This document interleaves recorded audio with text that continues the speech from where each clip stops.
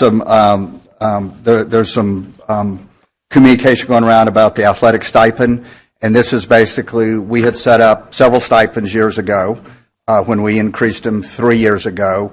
We have not had a girls softball team. We gauged some interest in it last year, and we didn't have enough interest, so we literally are taking that stipend to move over to have cheerleading. Cheerleading has literally been basically football season, but now we have them in the gym for volleyball and basketball, and last week's game was just unbelievable with them being there. They're doing a wonderful job. So we will still have that stipend going forward, but we did get some inquiries.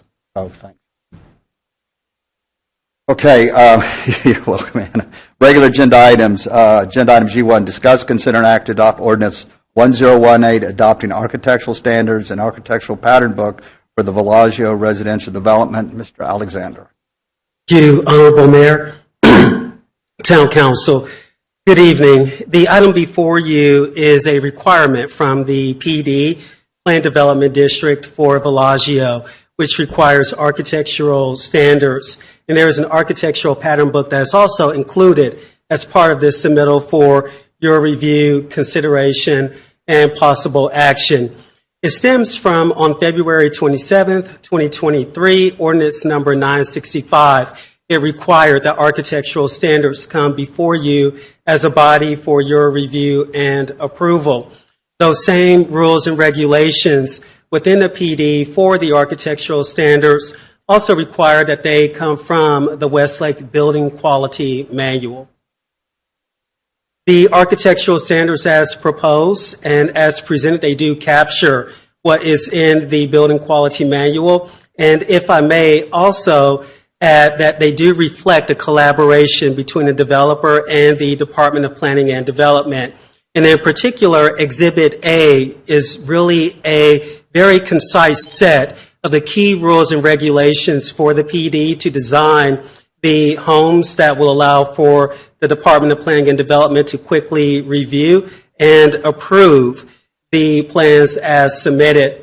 And the architectural standards, they do focus primarily on materials, configurations, and techniques for building walls, roofs, openings, attachments, and landscaping. So essentially the entire architectural composition plus the trees and other vegetation to ensure that the development lives up to the standards that are contained within the PD Plant Development District. And to that end, the image in front of you shows a number of doors as well as an example of a window opening and showing how the architectural standards were put together in the architectural pattern book. There's a simple massing diagram in the middle, and that combined with the doors and with the windows and with the exterior finish will ensure that there is an architectural composition that is not only aesthetically pleasing, but again matches those standards that are within the PD Plant Development District for Villaggio and yields examples such as this that start to inform the site plans that are then submitted to the Department of Planning and Development for review and approval. In sum, these architectural standards, they are consistent with the Westlake Building Quality Manual, and in some instances, they do go above and beyond what is required by the Building Quality Manual. The Department of Planning and Development does recommend approval of the architectural standards and the pattern book as presented. I'll pause there to answer any questions Town Council may have, and the applicant is also present if there are questions for them. Correct. Any questions from Council? I would just comment that I really appreciate the thoroughness of this. It's just wonderfully laid out. It's very clear. Yeah, I agree. It was beautifully done. Oh, Mike. Can I get a motion to approve ordinance 1018? So moved. Can I get a second? Second. All in favor? Aye. Any opposed? Motion carries. Thank you all for being here. That was easy. Thank you all very much. Thanks, Jason. Mr. Kell, I think we're going to put a hold on agenda item G3. If you'd like to read the item, and then we'll go into executive session for the item. Okay. Discuss, consider, and act to approve the purchase of a new fire engine not to exceed $1.3 million. I'm sorry, on that item, yes, sir. The staff would like to pull that item for. Oh, I'm sorry, consideration. G2. I'm sorry, I jumped ahead. I'm That's all right. just kind of Freudian slip. Agenda item G2, discuss, consider, and act to approve Resolution 25-04, approving a development agreement between the town of Westlake, Texas, and Otter Partners LP for design and build in adjacency to Solana Boulevard. Mr. Alexander.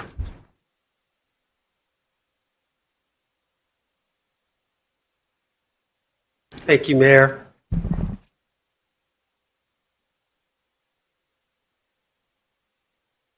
This is a development agreement for Westlake Ventanas that is presented to you all this evening. It is required as part of the PD Planned Development District for Entrada, which this development is under.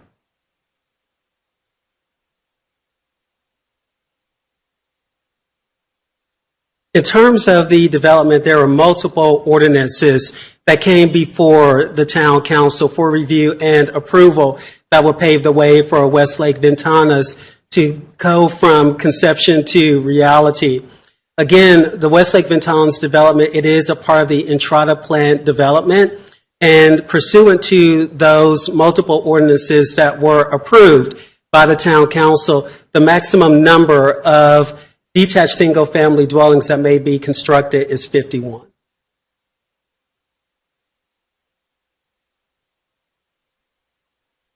This is just an overall site plan, and it is the development plan that has been approved for Entrada, generally showing the layout of Ventanas Westlake, and you can see that at, we'll call it the lower center half of the screen.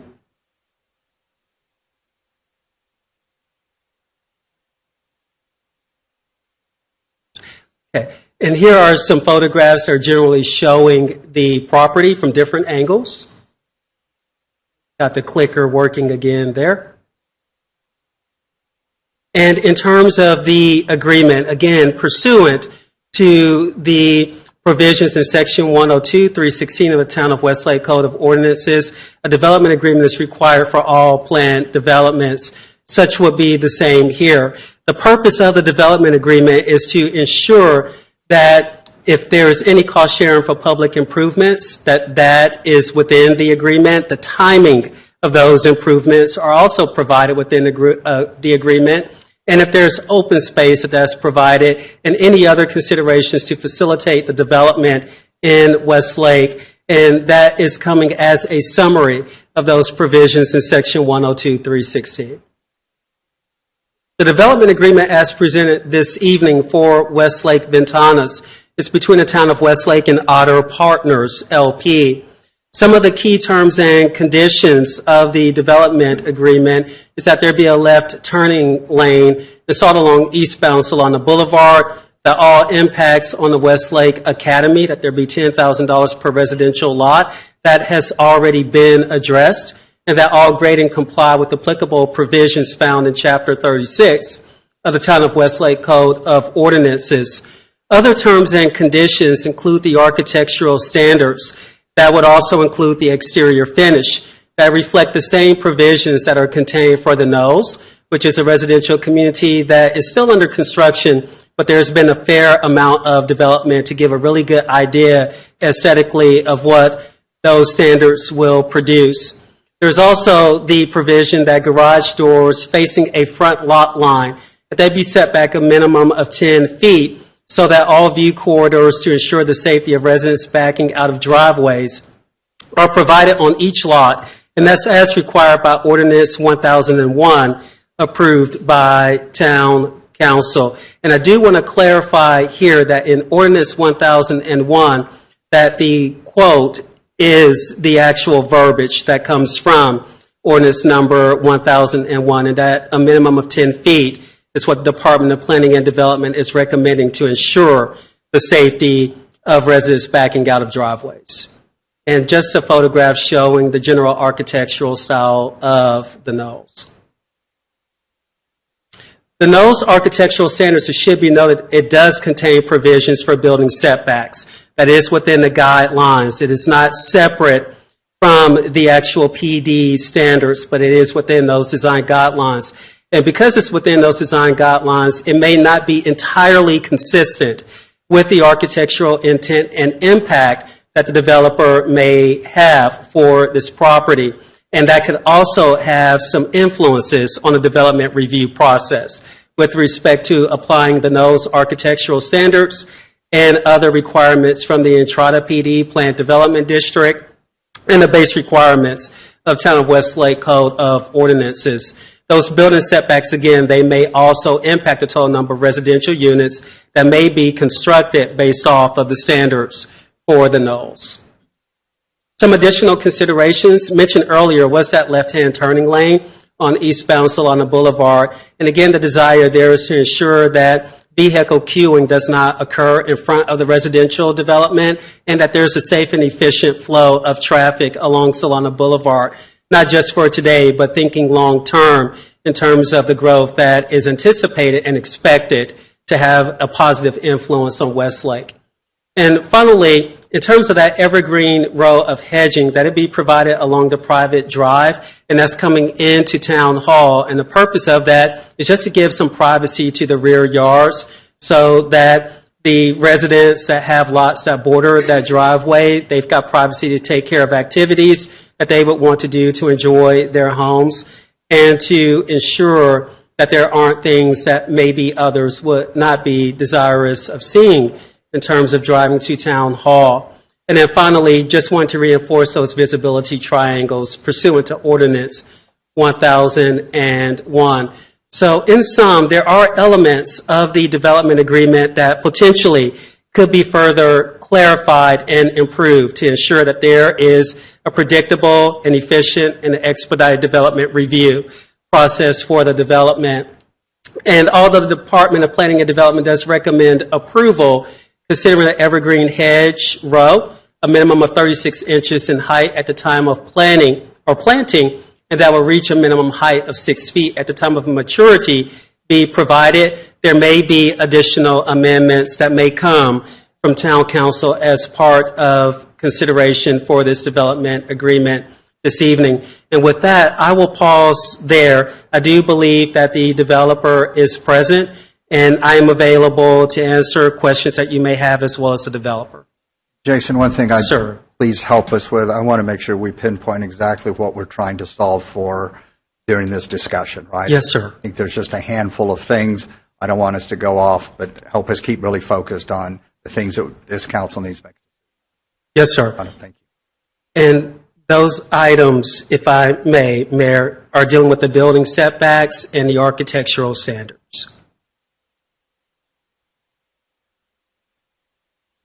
What, you gonna say- want to open up for questions now? To clarify the architectural standards, that's separate from the setbacks on the buildings, right?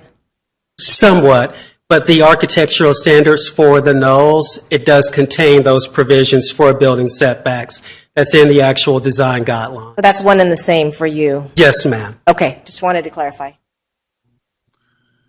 So, yeah, Jason, I was confused. The requirement of the 10-foot garage setbacks, I found that confusing given that the design guidelines are 30-foot setbacks. So maybe you could untangle that for me a little bit. Yes, sir. And that is to the extent we're adopting the Knowles architectural guidelines in full.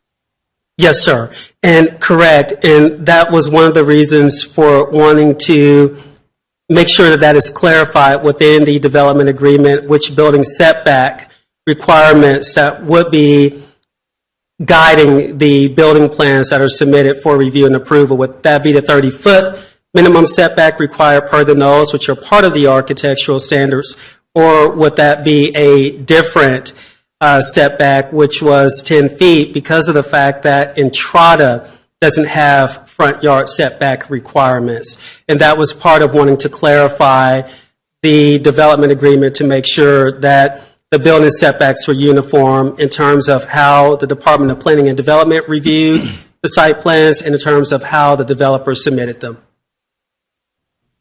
So it was just, if you clarify for me the development agreement that's in front of us, having read it, I thought it deferred to the Knowles. Is it important that we be more specific in the development agreement?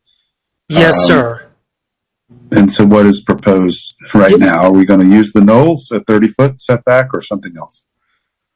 And I think that's where we would want to get some additional clarification is whether town council will want to use the nulls or what has been provided within the development agreement for the setback, because the key provision here is just making sure that their visibility triangle is enforced pursuant to Ordinance 1001, and that there is adequate visibility as cars are backing out of future homes within this development. So that's the first thing. And the second thing is clarifying that there are specific requirements in the architectural standards for the knolls that the Department of Planning and Development would be bound by in terms of review and approval of site plans as they're submitted. But Jason, to be specific about those architectural requirements that you need to review, can you just be specific? Yes, ma'am. So with the design guidelines, there are some standards that are a bit permissive and not deterministic. So if we look at the design guidelines, there are shoulds as opposed to shalls, and Sure. we would like to have clarity there. Sure. But also one of those key provisions is that setback, because that does not only affect density, but it also affects the design of homes. And that's where we So want to what have I'm a hearing clarity. from you is that the main point of clarification on the architectural guidelines is whether or not we have 30-foot setbacks for the buildings, totally separate from the 10-foot driveway. Correct. Mr. Celta and Ms. White, Dr. White, I think when we're talking about that 10-foot setback, that is null and void if we are using the Knowles setback requirements. However, our understanding is if we were to use the Knowles setback requirements, the applicant would not be able to build 51 homes with those proper setback requirements, and we're trying to allow for that to happen. So by putting the 10-foot requirement in the developer's agreement, we're saying that's a minimum, and then the setbacks are actually up for discussion with the developer if required, or if council would like to move forward with that. So as I was going through and reviewing this, I found it incredibly complicated and confusing. And I think the reason is because the development agreement is referencing the knolls. But when I read through the architectural standards for the knolls, I don't believe that they represent what the developer wants in the development. So the problem is, I think that what we need is a completely independent set of architectural standards for ventanas, not referencing the knolls, but actually having something specifically laid out that lays out all these characteristics. I understand that their point from the original meeting back in April of 2024, which I was part of, was that they wanted to have the house styles in that plot. But because they decided to adopt the architectural standards, it's put us in this, really crazy position where if we adopt those standards, he's not going to be able to do what he is looking to do. So my feeling would be that what we need to do is go back, create a completely independent set of architectural standards for ventanas as on its own, and then vote on that. And I think that would solve and alleviate all these problems. Can I ask a question real quick? Does the developer believe that they can use the architectural standards of the knolls minus the setbacks and then create specific setbacks specific to this development?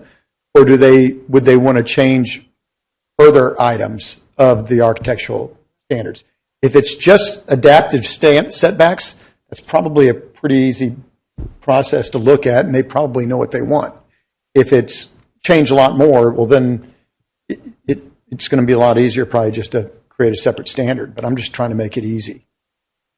And I think that's the problem, is that the ambiguity is like, okay, when we go to review something in the future, well, are we using the Entrada standards? Are we using the Knoll standards? Are we using this? It's not straightforward. I mean, if you look at what we just were presented for the Villaggio, and that was very straightforward in terms of these are the ideas, this is what you can do, and it will make the process of reviewing very easy. But I don't feel like we have that with this project because we are referencing a document that is for a completely different circumstances. I mean, the Knowles architectural standards reference all this, preserving all these trees and this green space, and those are things that we don't even have in Ventanas. So I think that it doesn't really serve a purpose to. Don't you think it makes it more? It makes it more confusing to try to reference a document that doesn't actually apply. I'd like to talk to the builder and just ask the Absolutely. developer and just go, hey, what do you think's the easiest thing for you to be able to do to get what you want? And then the Absolutely. town council can look at it from the perspective of, hey, Mr. that's good Bernier, enough you wanna to come protect up? what we want. Mr. Bonilla is here.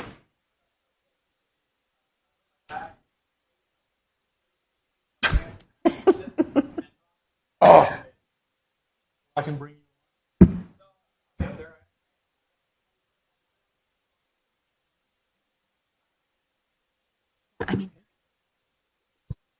But, yeah, they feel like does that hurt to see? Any back? Got us.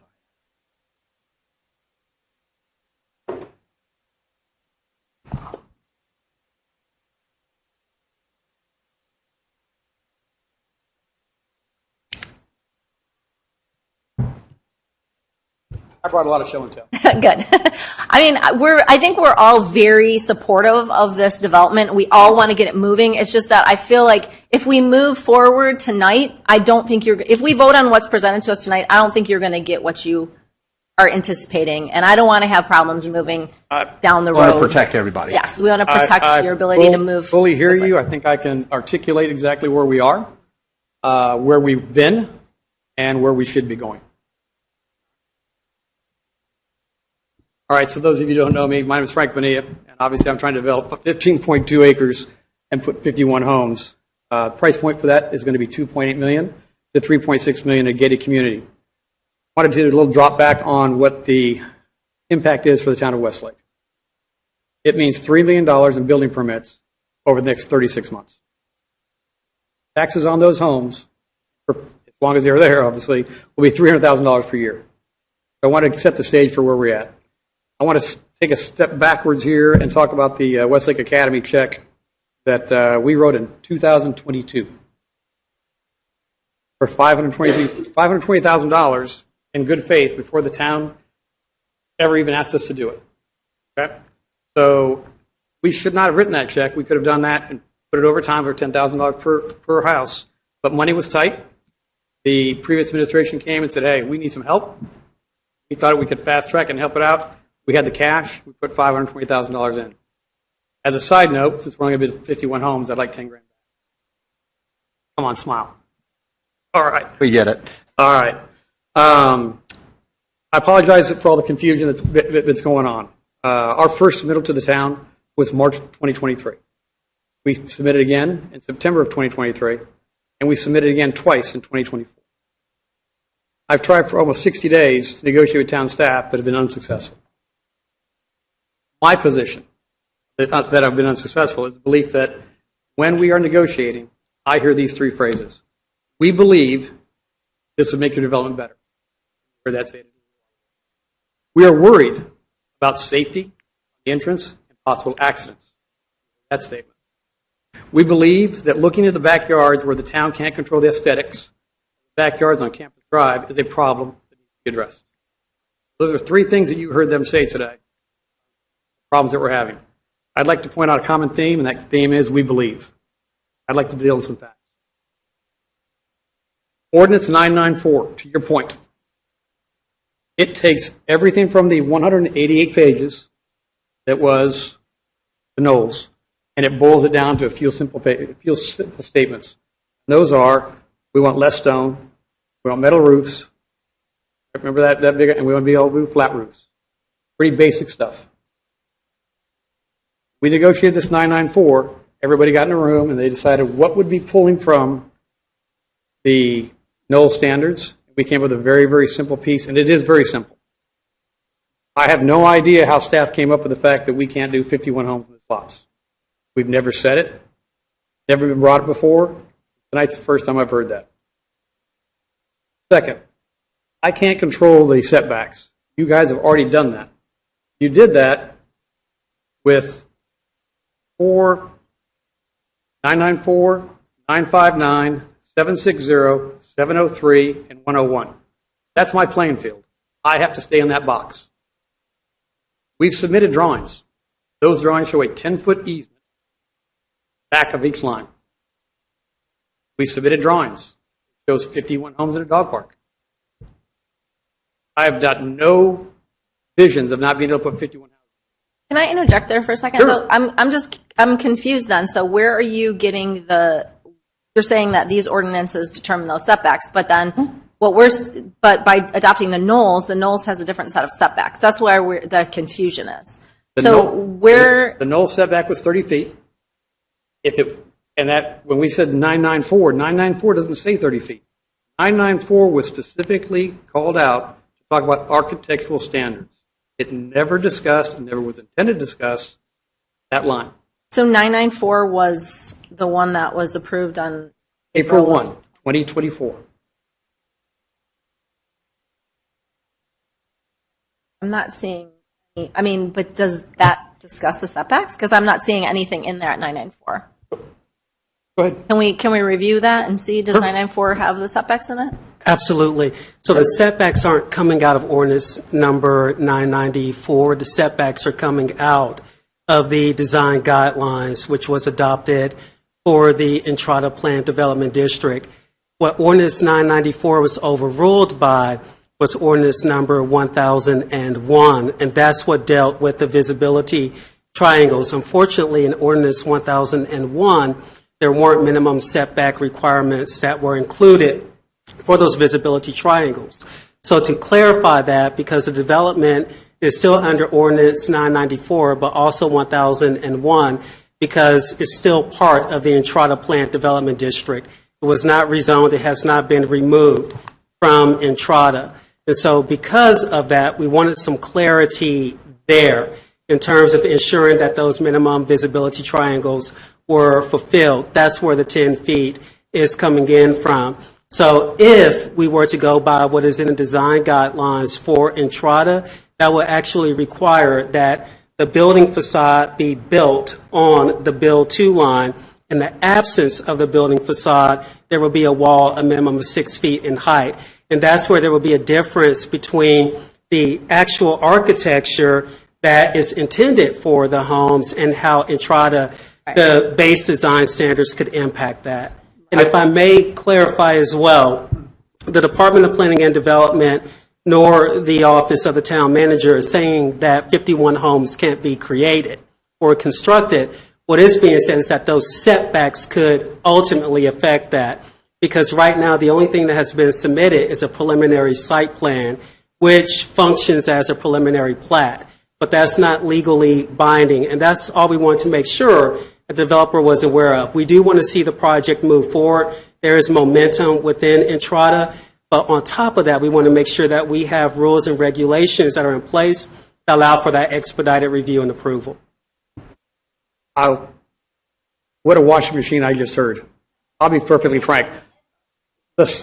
Sorry, Mike. And frankly, this is the situation that I'm having too, because I'm trying to understand, I want these to be outlined the way that works to make, to allow you to develop it the way you want to. I appreciate the problem is that the way that the wording is, I think we just need to clear it up and get it accurate and then move forward. It is actually still very accurate. It's the washing machine that you're hearing. I'll ask it again. I've said this repeatedly on this triangle that he's so worried about. My answer has been the same every step of the way. We will be in accordance with 994. We will be in accordance with 959. We will be in accordance with 760. We'll be in accordance with 703. We will be in accordance with 101. You know what all that says? That you got to have a 10-foot back, followed by a triangle. I'll pass this out to you. John, can you help me out? So, Frank, this is a 10-foot setback from the road. What about the sides and the side setbacks? Everybody gets one of these. Yeah. I think it's 10 feet on sides Go as ahead well. and give everybody Okay. one of those. I just want to clarify. Yeah, No, I got There's you. confusion in this. Mr. Bonilla, just a Yes. couple questions. Go right ahead. I know that it's been very frustrating for you. To say the least. Yeah.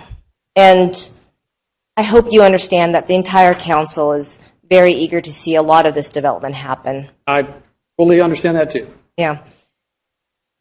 Let's not call each other washing machine, because I feel like if we're playing with ordinances and rules, it just does no good. I'll watch it next time. Yeah. I appreciate the update. The truth is that the ordinances do have a logic to them. They do. That's pretty clear, yeah. But that's not the point. I think the point is that you're frustrated, and we want clarity. You want clarity, I think we have it. and you want expediency. Yeah, but that's where the disconnect is. I don't think that clarity is clear to everybody. Now, my concern with, I think Tammy's on the right track here to look for clarity and ways of working. My concern with writing an entirely new architectural development plan is that it could be very time-consuming and costly. On the flip side, if we expedite this and simply change the setbacks, my concern is that we're going to have new issues cropping up as we go. So I think the best thing for everybody in terms of practicality and expediency is to keep it as simple as possible, right? So that's really what I want to go for. I'd like to talk about clarity in roles on teams and clarity in roles and regulations so that everybody knows what their swim lane is in. So what might be a way to explore a development plan that meets your needs as well as the council's needs? You want to talk about that? What I'd like to try is to take the points that he brought up. We'll start with the triangle. We can then go to the worried about the backup traffic. We'll move to the shrubs. Those seem to me to be the three issues that were brought up today. Okay. That agreed upon? So, Yeah. Fine. Sure, you're going to be referring to these documents you handed out? Yeah, I'm going to get all these to you so that we can go ahead and you can pick it. We're going to go one by one. The document you're getting currently, that was my number 2 item, Ms. White. But I'm going to go ahead and start with number 2, since that seems to be the first one on the visibility issue.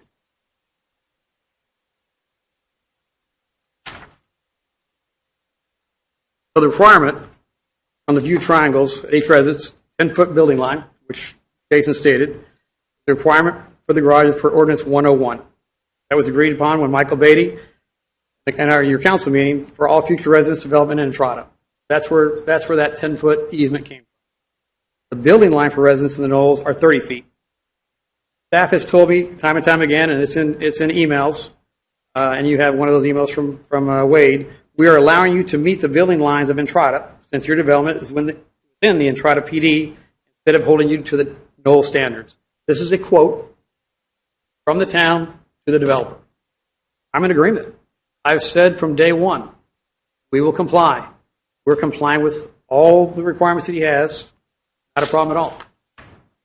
If you turn the page, you look at the 994 excerpt regarding setbacks, I've highlighted building setbacks to follow either the established Entrada guidelines or as amended for this phase of the development only. Well, I'm in agreement with you. All my drawings that I've turned in are 10 feet. Okay. The other things there, Ms. White, are talk about, and also Ms. Reeves, things that we talked about in 994. These are some of those pieces that we excerpted out of the Knolls requirements. And those were building height. Those are garages, roofs, exterior walls, what kind of fences we could have, and exterior lighting. All things extracted to make 994 a reality. Let's look at the Ventanas driveway setbacks. That's going to be on page 4. This is an excerpt from my plan, and you can see the 10-foot easement that's already been drawn on here. Been presented time and time again. It's been presented March 23rd, May 23rd, September 23rd, October 24th, November 24th. That 10-foot platted easement across all lots in Phase 3 will automatically force the garage doors to be 25 feet back. All right, in accordance with 703. Remember, when we're looking at this diagram, we have a bunch of ordinances, and you have to go and you have to keep picking at where they send you. So what I've done here is try to condense this to show you that at every turn, we've gone to the next requirement of ordinances that were voted on by your town council. And can I just ask you a question? So you said that you have a 10-foot easement, so the garage doors will be 25 foot back. Well, you have a 10-foot easement, then the garage sits, so that garage pushes back 25 feet. That creates that angle that he's talking about. We're full agreement that angle needs to exist. The drawing on the next page, page 5, articulates exactly what is in the ordinance. articulates exactly what my drawing and the homes will look like. There's only two ways to put a garage in, either forward-facing or side-facing. So the one on the left will be a side-face garage. You're 10 foot back, according to the drawings and according to 703. So you create that triangle, right, because the garage is side. From the front, the garage pushes into the build line 25 feet. They'll create that triangle. And another note here real quick, and some of you were here for it, some of you weren't, but I think it's worth repeating. It can't be overlooked. The Entrada roads that we have to live with them now, they're only 24 feet. The Knolls is 25, right? Many of the council people came, fire chief came and said, please don't do this. It's not good, right? It puts a strain on safety of gathering people. We're worried about kids, somebody getting hurt. Voluntarily, we went to 31 feet. And that's huge because from a developer standpoint, if you do the math, right, I can bump everybody a few more feet. We didn't do that. We listened to it, and I live in Entrada, and I know very well that if we could erase it with the eraser, I'd be the first one to say we need to have a big eraser on the roads. It is not safe, in my opinion. So we tried to listen to the judgment of a fire chief and city council, and we did. So go to the next page, page 6, ordinance 703. Again, I've highlighted it. It tells you right here in 703, section 9, garage setbacks. Garage may be set back from the property line either a distance less than 5 feet or a distance greater than 25 in order to avoid having vehicles parked in the driveway, blocking sidewalks or pedestrian access. We don't have that. We built it into our program. Okay, so another question though, and this one, it's showing no minimum setbacks on the other sides of the house. Is that, because that was the Entrada. You're saying front yard setbacks, no minimum, rear yard, no minimum, side yard, no minimum. The rear yard in terms of your setbacks, this is where I was confused too, because when you look at the Knolls has a minimum 10-foot side setbacks, 20-foot rear setback. I'm just wondering, like, if you're going by Knolls, and I think this was the argument that staff had, was that if you're going by the Knolls, then you might not be able to fit all those houses because you're going to have these really tiny houses, right? Are you still planning on having those setbacks or not? On the sides? Yes. You have to be able to enter. You have a pool, your dog, it's 5 feet on this side and 5 feet on this side, 10 feet. Okay, so 10 feet total, so only a 5-foot setback on each side. Not required to do any. Well, according to the Solana, see, that's where it's confusing, because according to the Knolls guidelines, you are. So that's where the if I may, confusion comes. Councilmember Reeves, Yes. if we could maybe back up just slightly on the 10 feet with the platted easement on page 4, I think it's important to note that within the easement, you're not able to construct anything within the easement. What we're saying is that there is an actual 10-foot setback from that build to line for the garages. That's what's being described in the development agreement. And part of that is because we have a preliminary plat or a preliminary site evaluation plan that is not binding. It's not even binding according to state law. And so to provide the assurances and predictability that both the developer and town staff need, that's why that provision was proposed within the development agreement. The other thing that I would bring to your consideration, and I don't have the legalese offhand, but Ordinance 1001, those provisions, those supersede the provisions that are in Ordinance 703. And I think that there is standard language that is had that states that wherever that ordinance is in conflict, it actually supersedes previous ordinances. So again, the idea isn't to place the developer in an awkward position. We want predictability just as much as they do, so that way we can get through this development review process quickly.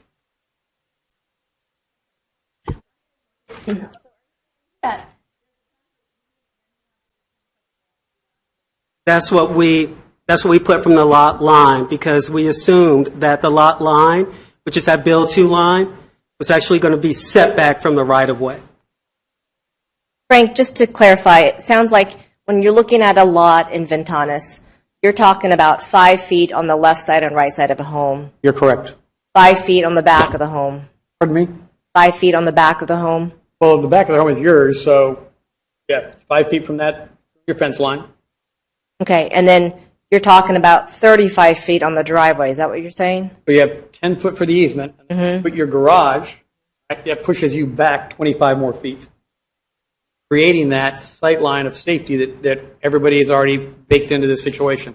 But it sounds like you're saying that you would start building on that 10-foot line, whereas it sounds like they're saying you have to start 10 foot back from that line. So that's where I'm very confused. And I would say that's to where you, I just feel like it's So, very confusing. if I may ask this, so it sounds like we're saying that it's a 25-foot setback for the garage. no, Okay. it's always been we can't build within 10 feet of the line. Back up 10 feet. That's the easement. That's the easement. Now we're starting to build. It's 10 feet. It's always been that. 994 stated it. It was always what we talked about. It's never changed. So there, This is why I think it would be easier if we just had Okay, so a governing document that Just to specifies all these things. backtrack a little bit, Frank. Sure. From my memory from a few years ago even, this piece of land Right?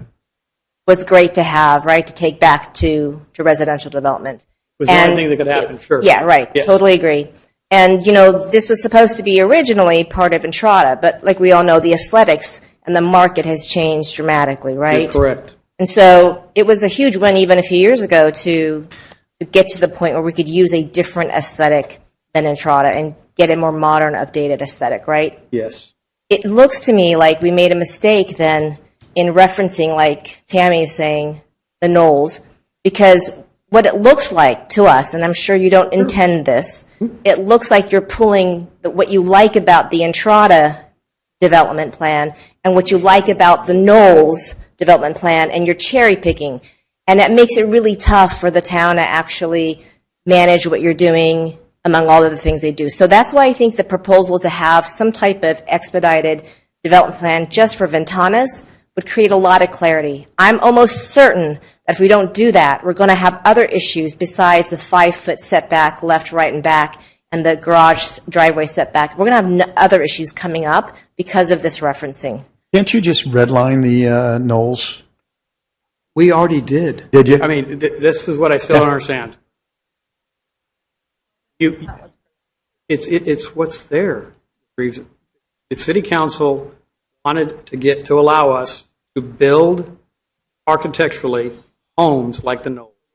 That's all they wanted. But at the same time, All they I asked mean, for. you have to admit that, like, I'm only seeing the Knolls architectural guidelines. So you're saying that you have this select set of a couple bullet points, but you can see by what we were presented from Villaggio that we need a much more comprehensive. I'm glad like, you brought that up. know. It's amazing to me. You voted for 994 on April the 1st. At the next meeting, it was read into the notes that it was accepted. I've been asking for 10 months for a copy of 994. You realize today it shows up on the website? 10 months I've been asking for that. So very confusing for me. Now I'm here. From day one, when we showed the plat, right, our preliminary plat we showed, 10-foot lines. Prada has 0. Took 10. No one had any expectations that we were going to do 30. Never talked about. In fact, if you look at the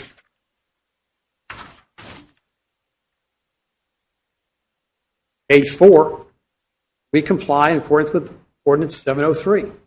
703 is very specific. We did 10-foot platted easement, all fronts of the lots. We did that.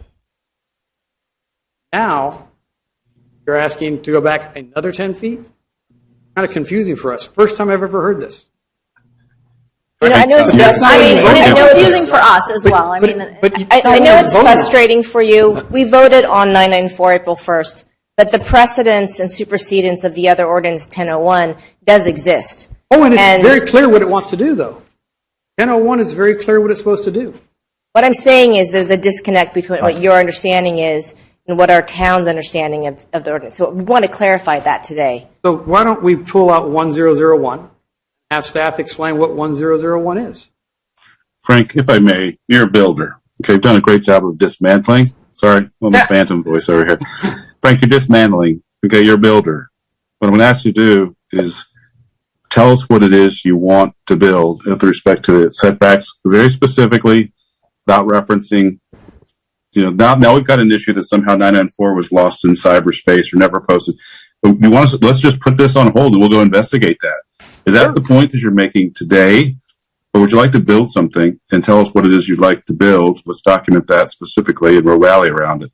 But what I'm hearing instead is almost like we're watching some sort of trial thing, and that's not what this is. Mike, I'll be honest. I've had the same set of plans in front of staff for over a year. And for over a year, that build line has been present. So in your development agreement, have you proposed the setbacks for the front, the back, the sides, the garages, and to the extent you just said your red line, the knolls, have you presented? I didn't see a red line in the pre-read. Have you presented your red line version? I mean, let's build something. Let's put something together. Amen. So let me just ask, forget the ordinances, put everything aside, and clean sheet of paper with the setbacks we have, forget what was written in it. Look, I expect our town and our developers to adhere to our rules and our processes, and I want everything. I want to protect our builders and investors as much as I want to protect our town, right? I was here when all this happened with Mr. Bonilla, right? There was a lot going on. The intent was to get the Knowles architecture into Entrada, to get Entrada jump-started. It's been sitting dormant for 8 years, right? Or not dormant, but slow. We've got a lot of movement the last 9 months on Entrada. And as I'm sitting here, irregardless of the ordinances, can we live with what Mr. Bonilla has posted here with the setbacks? Even though we might have some conflicting documents that we'll clean up. We got to clean. That's on us. Yep. And Mr. Bonilla, we'll need your help to do that. But notwithstanding all of the ordinances in this, are we comfortable with the setbacks and what he's outlined to do in Entrada? On this point. Mayor, I think the issue that staff has with this is everything that he has lined out with setbacks, I don't think we have any issues with. The problem is it's on a preliminary plat, right, or a document that is not legally binding. That's why we're trying to get that information into a developer's agreement so that it is legally binding, so that we have a standard at which we can hold him during the development. Because it's not going to be Frank. Frank's going to he's going to build the infrastructure and he's going to sell those lots. And we're going to have individual builders that we have to hold to these standards. So we have to be very clear on what that is. But wait, I'm the town idiot of simplicity, right? Step one, we're in agreement with what he wants to do. What I'm understanding is we need to do a better job documenting both sides. But we are fundamentally in agreement with the development that he wants to put in if we formalize all the details. For most, yes. For most. Under those Ken, three you need to deal define points. that. You need to define when we say we're in agreement, because I think it's 10-foot setback. On that point alone here, which were the 10-foot That's right, 10-foot setback from the front, Yes. 5 foot on each side, and 5 foot in the back. Is that what you want? That's what's on page 5. There you go. And I think All I want- that's what we need to say that we're good with. And then document it. Some way the town needs to figure out how we can document this and move forward. with the developers. You can call attachment 17 or Okay. whatever it is, put page 5. It's 5 feet on the left, 5 feet on the right, 10 feet on the front. Is council in agreement with that statement? Yes. As long as we have a document that Thank you. that we agree on and you can execute. I mean, it sounds to me it's something that's I can execute 51 homes on 15.2 acres on exactly what this piece of paper shows, Okay. which is 10 feet from the front, 5 on the left, 5 on the back. I still think we need to have like a clear, concise document that's showing. We will. We're But getting if, there. If you have this I as just, an attachment, this it is won't getting get- very it cloudy won't- on it won't get much ordinances clearer and than the picture. timing. Can we put, what Mayor- council just told me to a person, we agree with what he's saying, short of the documentation for it. Yes, sir. And I think for the documentation, it'd be simplest if we just take the Knowles document, let Mr. Bonilla go back and redline that document out exactly the way he wants it, and then we would have a document back. I mean, that can be done in a very short time period. Doesn't cost him any money. He would be able to go back and redline those documents, bring them back to us, and we would have a set that would be specifically And we for get in the room Ventanas. and do that together. Can we expedite this?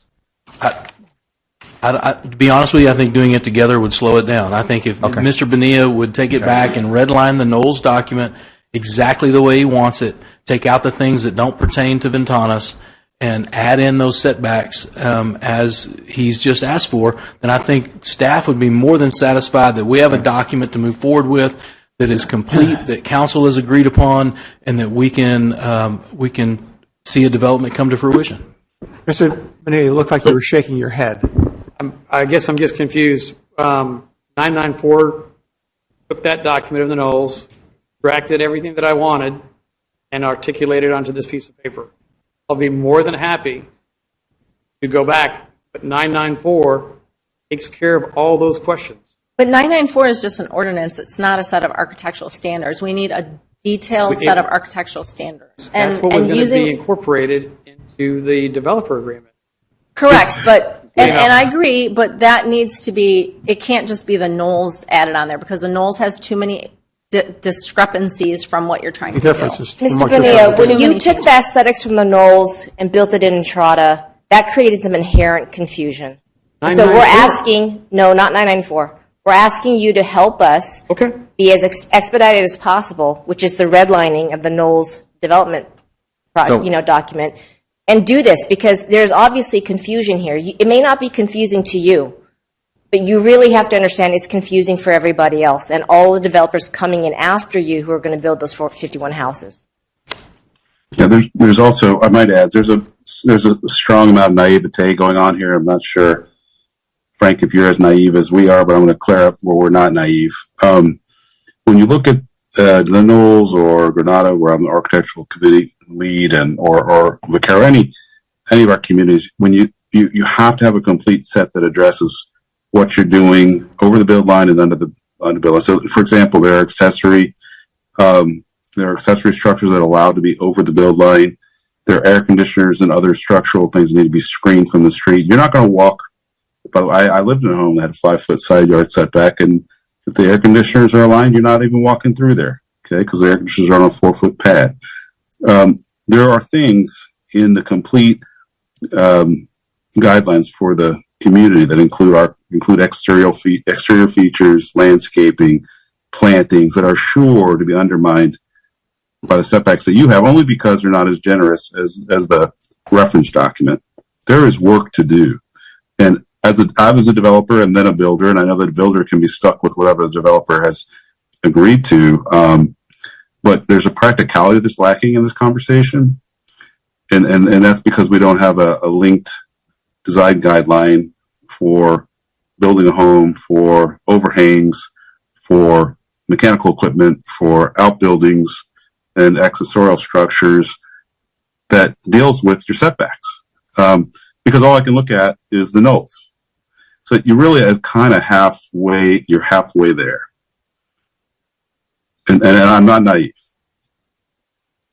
And Mayor, if I will say, and Mr. Celto, if the red line document comes back, we can bring that straight back to council, and we can have this on the very next council meeting. That's great. I just wanted to chime in on what Mike was saying. That's exactly what I meant by if we don't address this with a document, Frank, we're going to have other issues coming up with this.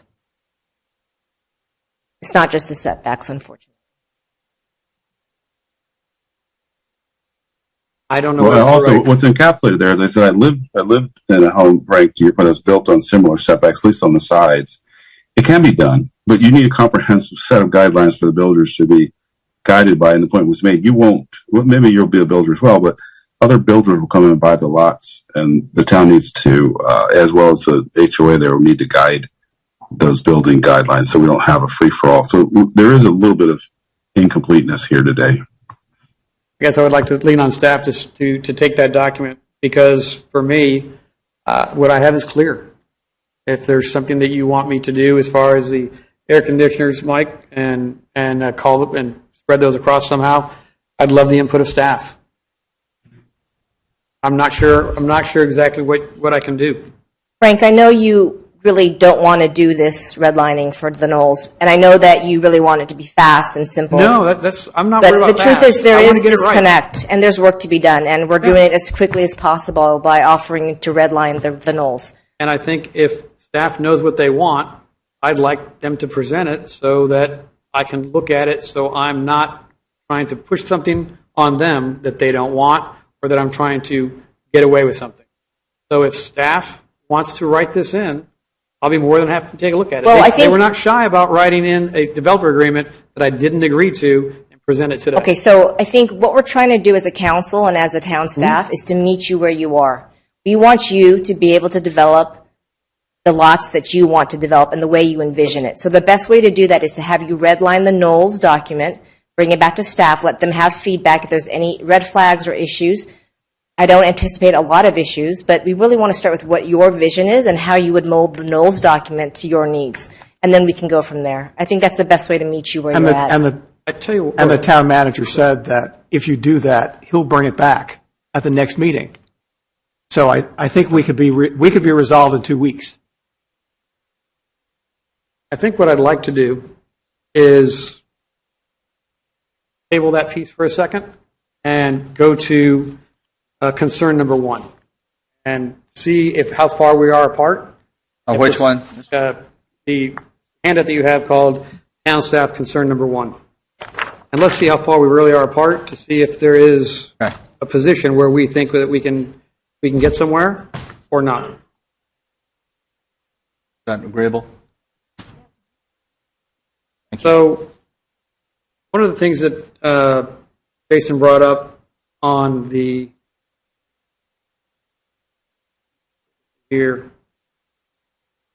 one of his key points was the setbacks, which we already talked about, the Solana queuing of going into the gate and worrying about traffic and wanting to put in a eastbound on Solana, a cut through. And what he verbalized to you was he's worried about safety and worrying about queuing. And I was wondering if maybe he could give us a little bit more information where he got that concern, and if he can kind of walk us through it. Sorry. You're asking why we think a cut through would be important? Yes. So I guess my But I'd like Jason to say, Oh. I mean, he wrote it. I'd like his input. Well, actually, Mr. Bonilla, that is a shared concern of town staff and town okay. council. I appreciate that. And as a planner, we're always concerned about the safety of motorists and pedestrians. And when you get to the engineering side, that's where you have more of the statistics and the data. But given the future development within Westlake, given the desirability of Entrada, we need to make sure that there's adequate queuing, and also considering the fact that not all motorists that come through on Solana Boulevard are paying attention to the posted speed limits. We want to make sure that as people are peeling off to get into this development, that there's adequate queuing going eastbound. And that is a legitimate concern with any development that would come into a town like Westlake or other communities in North Texas.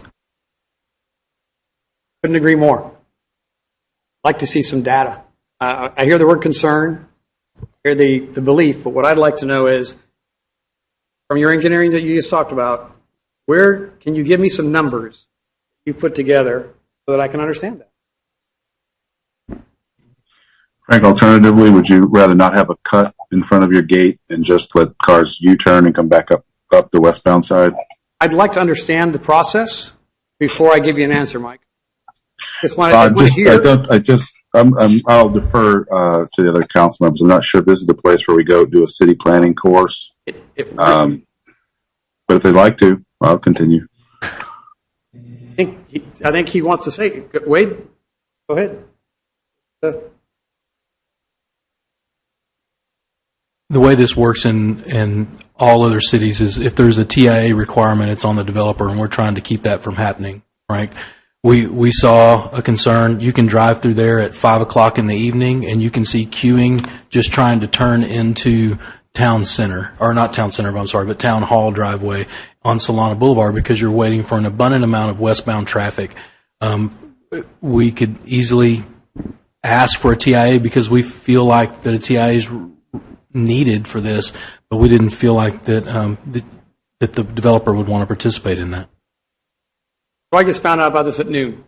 So as I'm eating my sandwich at my desk, I went ahead and tried to understand these numbers that I couldn't see, understanding there's a concern, but no data to back it up. So I'd like to take you to page 4.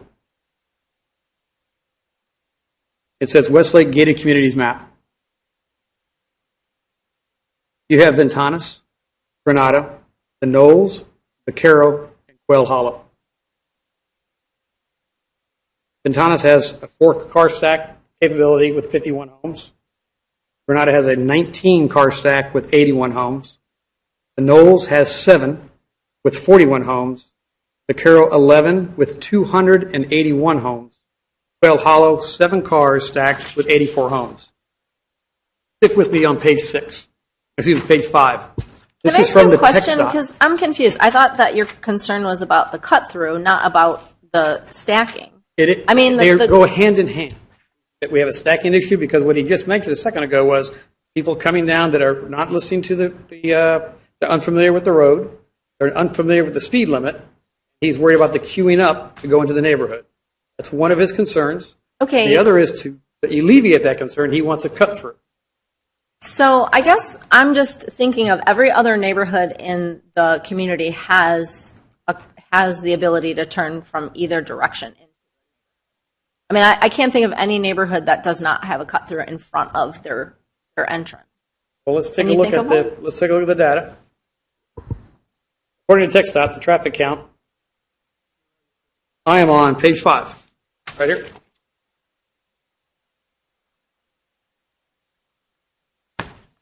On Solana, there's 4,605 vehicles per day. On Davis, 10,303 vehicles per day. Let's give you those numbers because I'm trying to figure out how that concern comes about, how I can look at it, digest it. Pardon me. The date of the study, in fact, they updated it in 2024 on the next page. The updated numbers are a decrease in Solana by 2%. The reason for that decrease is probably because of the oncoming 114 cut through side. It's going to be my assumption, but I'm just going with the numbers that TxDOT has. And on page 6, it says the number is trending down 2%. But let's keep going to understand what we've got. The Ventanas entry space from campus to the entry is 445 feet. Now, you're familiar with the TxDOT. You brought it. I saw it today on the internet. It says that this 445 is beyond what's required, even though this road is not a TxDOT controlled road. So I just threw that in there because I wanted to make sure we were clarifying that this was not a road that was maintained by TxDOT. it's not, and it's clearly stated in my statement that it's not. But their number is important to know. 445 feet. We're well with it. We're 445 feet, which is beyond what TxDOT would require. But let's look at eastbound and westbound traffic. So for those of you who are challenged by eastbound and westbound, we'll make it pretty easy. Thank you. We'll go westbound, coming from Lifetime Fitness, going to CVS. Okay, that is a 3-lane road at 35 miles per hour. Eastbound, one of the concerns here is 3 lanes coming from CVS, moving towards Lifetime Fitness. It's 3 lanes plus a left-hand turn cut that's already embedded in the road. Okay? We're going to turn the page, and we're going to look at how stacking occurs. Remember, we're eastbound. There are cars 1 and 2 are on the cut-through. Cars 3 through 10 are on the designated lane that's already here. There's 3 lanes plus a turn lane already embedded in Solana. So a lot of queuing up going on. And even if you're not listening or looking and you're unfamiliar with these roads, you have 3 lanes to pick from. The turn lane only. Westbound is 3 lanes.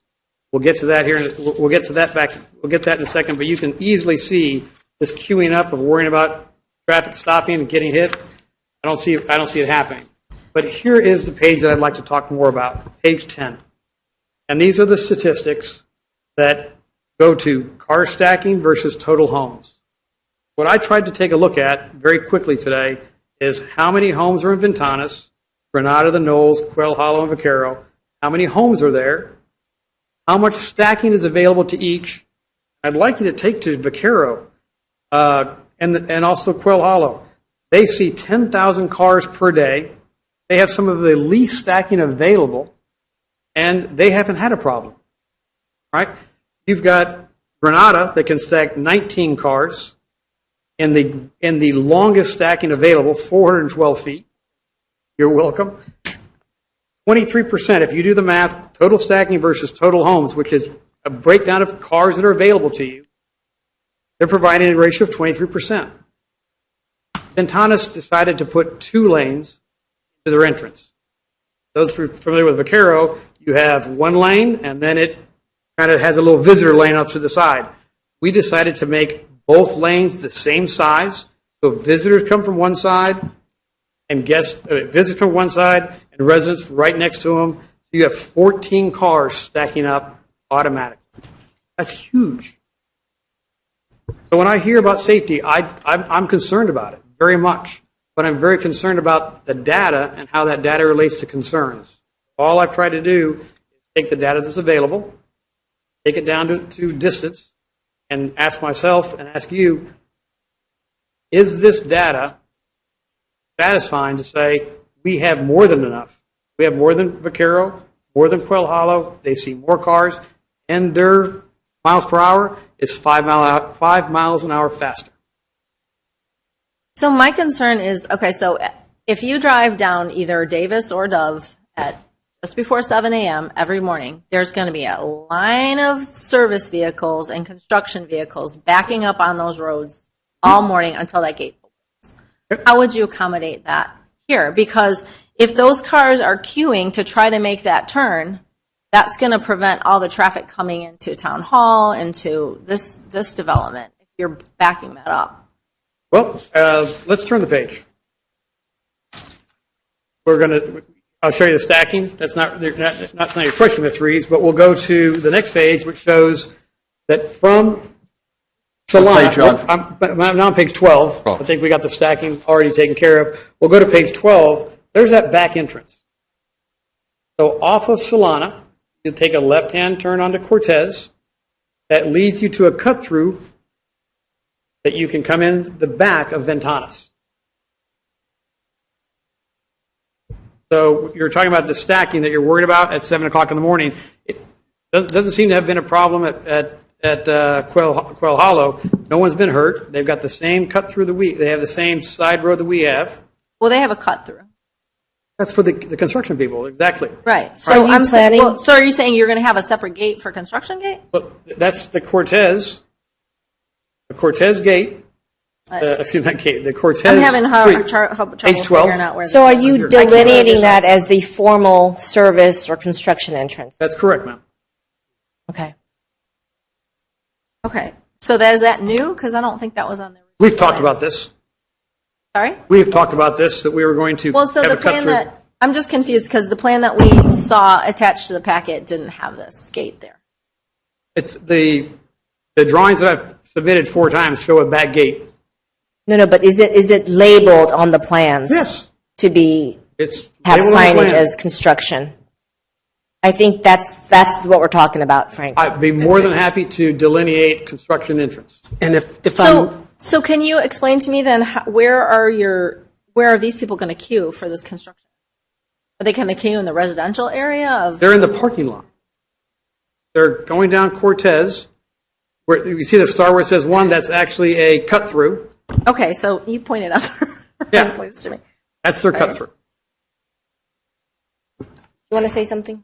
Please. Yes, please. Mayor, Town Council, I think there are a number of considerations with the development agreement that is in front of you this evening. The first thing is that we're peering into the future and trying to safeguard against that with preliminary site plans are not legally binding. We also want to make sure that we have adequate queuing for vehicles, and that really won't be determined until there's an actual final plat that is submitted for us to review and approve. That is done administratively. So with respect to the queuing, we're trying to address that up front. I know that there were some concerns about having a gated feature and what the length of that throat would be for the gate when we were first talking about this development. And I think that there was still some movement with that being relatively new at that point in time when we were talking about this development. That was the whole point for wanting to have that left-hand turning movement, was that there was additional stacking just in case, to be on the safe side for queuing issues, as well as concerned about motorists and pedestrians. Because again, there aren't any sidewalks along Solana Boulevard. And I have seen people that have been out jogging at all times of day. And making sure, again, that pedestrians and motorists are cared for with respect to safety. So if that's something that should be delayed or further studied as part of the development agreement, that could certainly be a consideration. But again, that was the thought process behind wanting to future-proof the development with the queuing. Jason, there is a jogging trail all along Solana the entire way. There is. There's, just so you know. Other side. But Yeah. you can cross the street. That's what we do. Just as the only person here probably who lives off of Solana Boulevard and drives it every day, more than probably anybody in this room, I think cut-throughs, they're going to be 6 one, half dozen the other. I think it's a personal opinion. I think if I was a resident living in there, I'd like a cut-through because it allows me to turn left easier.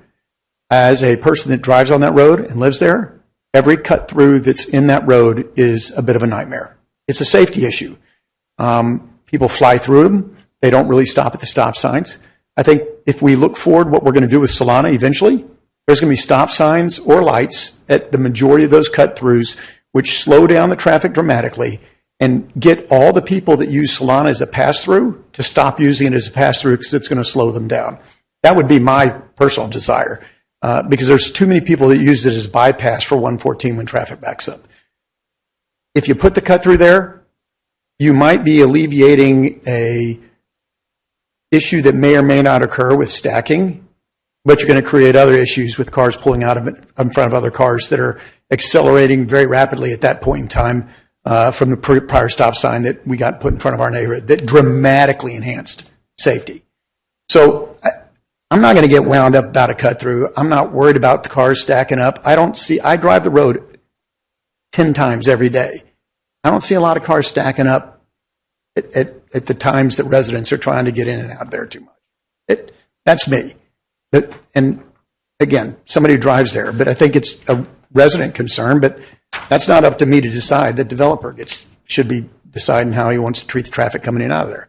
I would like less cut-throughs personally as somebody who lives on there.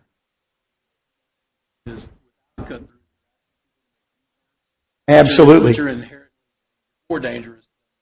Or they turn right and go down Solana, go around. It is. They're going to be going around. I do U-turns every day going out our construction entrance when the front entrance is closed. Well, I understand where you're coming from, Todd. I think I would agree with you on most everything you said. The one caveat that I have is I really think traffic should be moving from Continental, which is 1 lane each direction, over to Solana, which is 3 lanes each direction. And I really appreciate the fact that your entrance here has 2 lanes for entrance. So that's fantastic. On the other hand, like Jason is saying, we are looking into the future.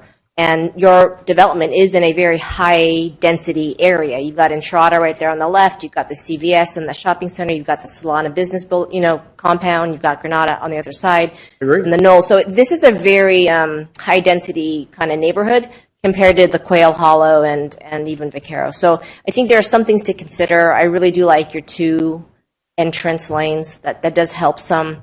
But I think there's more thought that we probably have to put into with the left turn lane. Ms. White, I'd like to say that the traffic counts, while I understand your input, traffic counts for the years don't support that. The traffic counts by TxDOT show 10,000 cars going down Davis. Yeah, currently. But that 10,000 cars, we only have 51 homes.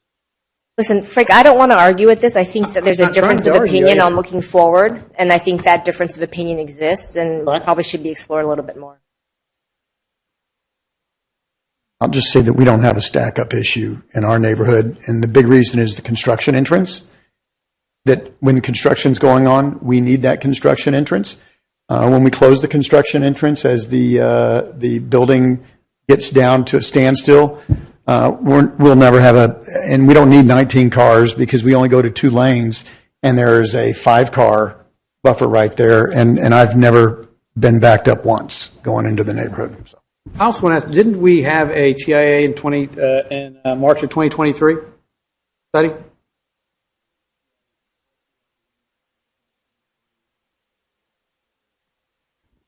And what did they say about that light?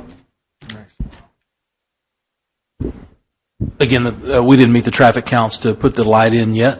However, that intersection is different because the money for that light is actually already escrowed to be put in once we meet the traffic counts.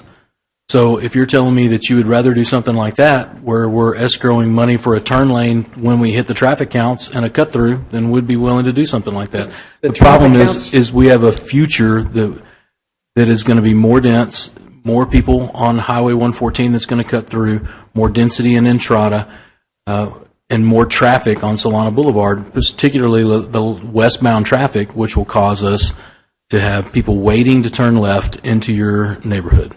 And we're just trying to ensure the safety of your future residents. All due respect, these are all assumptions of maybe nothing, no factual data. Data that TxDOT is putting forward showed 10,000 cars on Davis, which is a much more heavily traveled road and will continue to be because it connects South Lake. The idea that 51 homes is going to impact and go from 4,000 cars to surpass Davis, I just don't see that as even be a viable argument.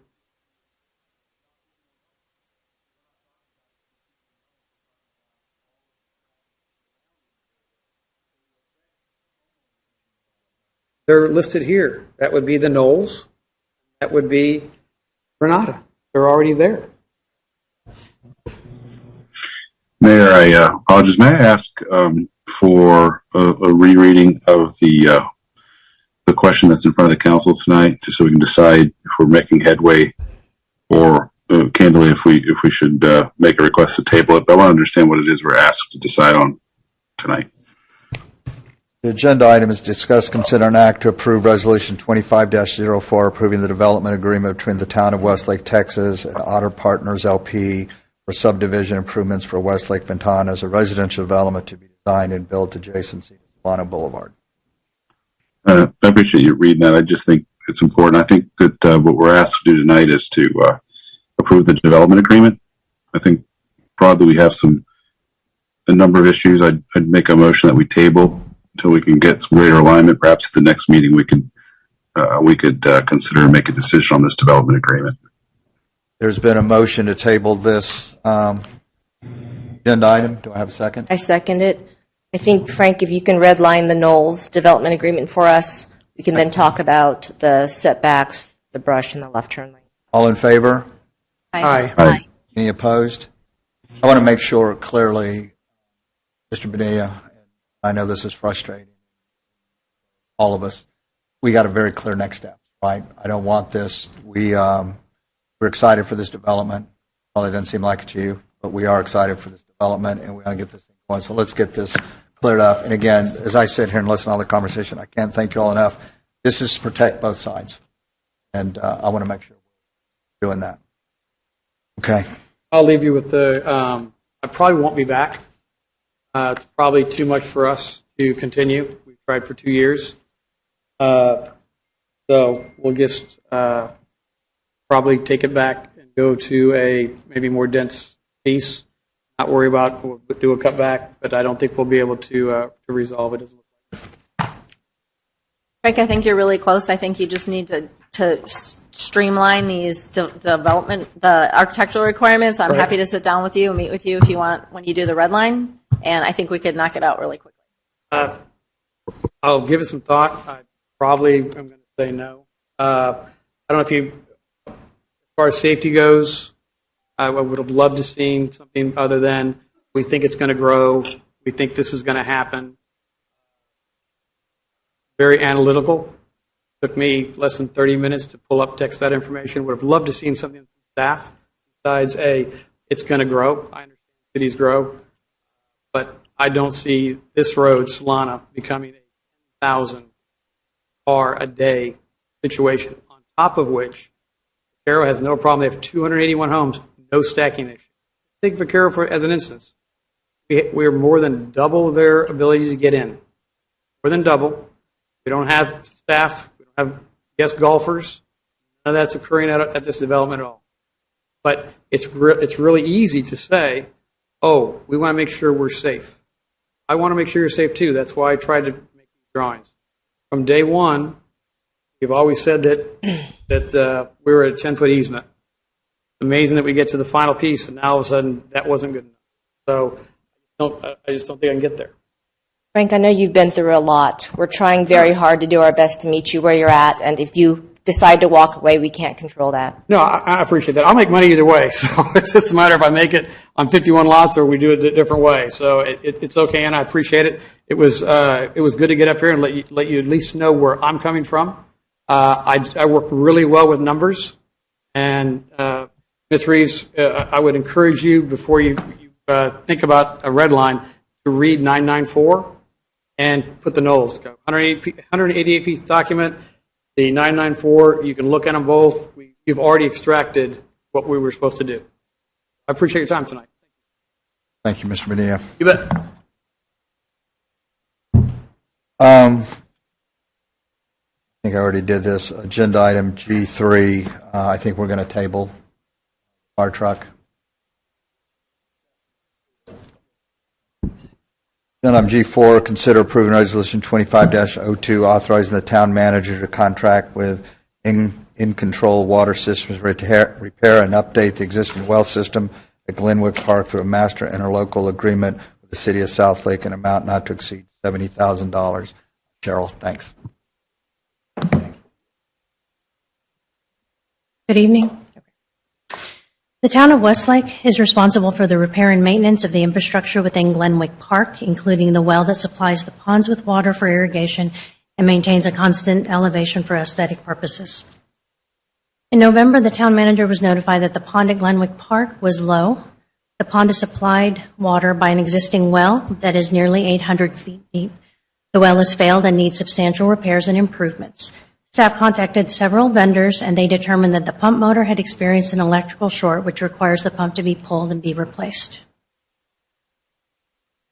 In-control water systems provided the following scope of work. Task A, well update and repair, which includes a new motor, new pump, check valves, electrical work, and removal and replacement of the fence to access and repair the well system.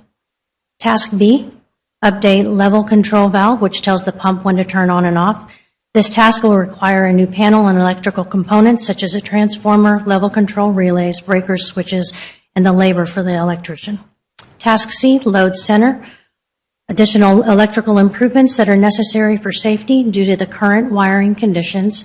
And Task D, installation or replacement of the transformer, as the current transformer that supplies power to the well and pond fountains is in faulty condition and is constantly tripped. Total cost is estimated at $62,161.73. Pricing from In-Control is based on their contract with the city of Southlake that the town can utilize through a master interlocal agreement that was recently approved by the council.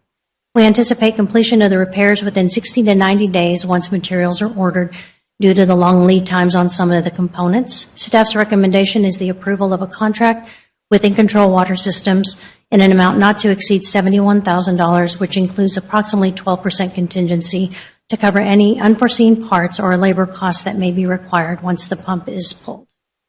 Be happy to answer any questions. Council? Just one question, Cheryl. I noticed that the bid was dated December 6th and had a 30-day window for approval. Have we gotten confirmation that they're going to hold to this price?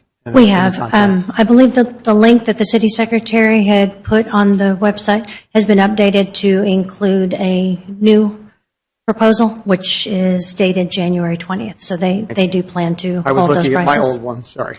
Thanks. Any other questions from council? Can I get a motion to approve Resolution 2502? So moved. Can I get a second? Second. All in favor? Aye. Any opposed? Motion carries. Agenda item G5, consider an act to excuse mayor or council absences of any. I know Mr. Salta was traveling. Can I get a motion to excuse his absence from last meeting? So moved. So moved. Tough crowd, Mike.